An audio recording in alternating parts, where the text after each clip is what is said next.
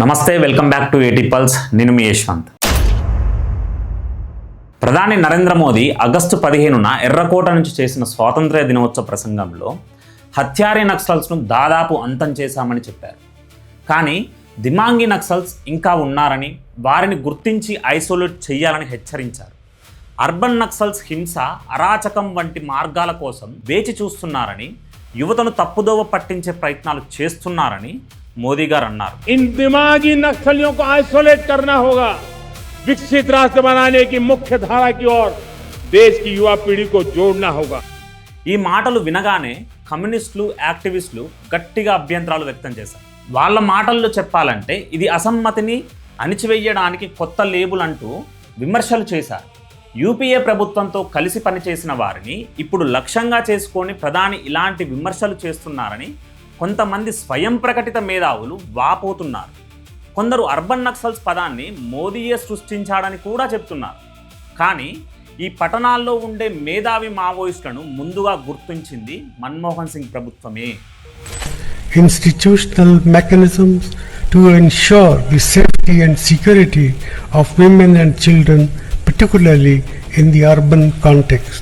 In 2009, then Prime Minister Dr. Manmohan Singh called Naxalism India's greatest internal security threat. Yet, the government's actions never matched this declaration. Despite the severity of the Naxal insurgency, Congress under Sonia Gandhi showed little urgency. The National Advisory Council, chaired by Sonia Gandhi, downplayed the Naxal threat, framing it as a result of socio-economic deprivation. This narrative allowed the Maoists to rebrand themselves as tribal activists rather than insurgents.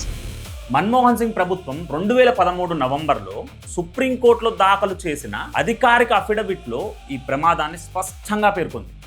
Kishore Samrite versus union of India కేసులో ప్రభుత్వం చాలా స్పష్టంగా చెప్పిన విషయం ఏంటంటే, పట్టణాలు, నగరాల్లోని Maoist, communist ఆలోచనవాదులు, మద్దతుదారులు, అకాడమీషియన్లు, అలాగే యాక్టివిస్టులు మాస్ ఆర్గనైజేషన్స్ ద్వారా పనిచేస్తున్నారని, ఇవి హ్యూమన్ రైట్స్ పేరుతో పనిచేస్తూ మావోయిస్ట్ పార్టీకి ఆర్గానిక్ అనుసంధానమై ఉంటున్నాయని, చట్టపరమైన బాధ్యత నుంచి తప్పించుకోవడానికి వేరుగా గుర్తింపు ఉంచుకుంటున్నాయని కౌంటర్ అఫిడవిట్ చాలా స్పష్టంగా పేర్కొంది.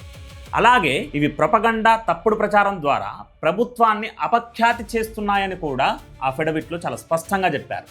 సెక్యూరిటీ ఫోర్సెస్ చర్యలని బలహీనపరుస్తున్నాయని కూడా అప్పటి హోంశాఖ మంత్రి సుశీల్ కుమార్ షిండే విమర్శలతో విరుచుకుపడ్డారు.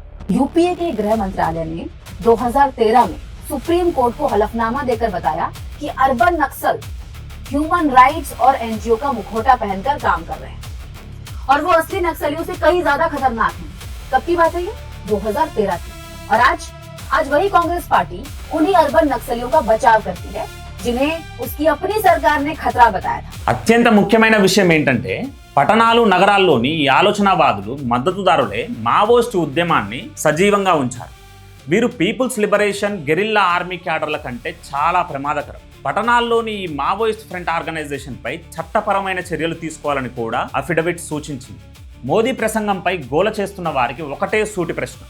యూపీఏ ప్రభుత్వంతో కలిసి పనిచేసిన వారు, అప్పుడు ప్రభుత్వ కమిటీల్లో సలహాదారులుగా ఉన్న కొందరు యాక్టివిస్టులు ఇప్పుడు మోదీ మాటలపై ఆక్రోశం వ్యక్తం చేస్తున్నారు. కానీ అదే యూపీఏ ప్రభుత్వం సుప్రీంకోర్టు ముందు అధికారికంగా చెప్పింది కదా, పట్టణాల్లోని ఈ మద్దతుదారులు గెరిల్లా సైన్యం కంటే ప్రమాదకరమని.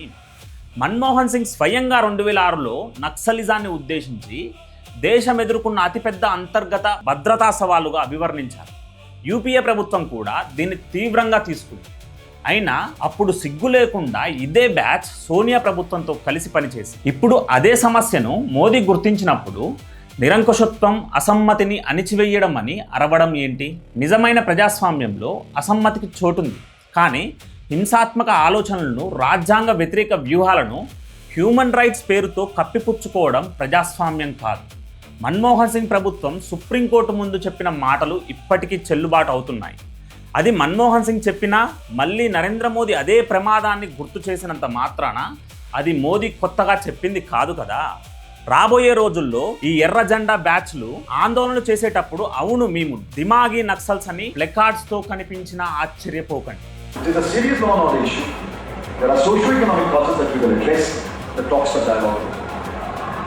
I was the first minister of this government to say We are ready for talks.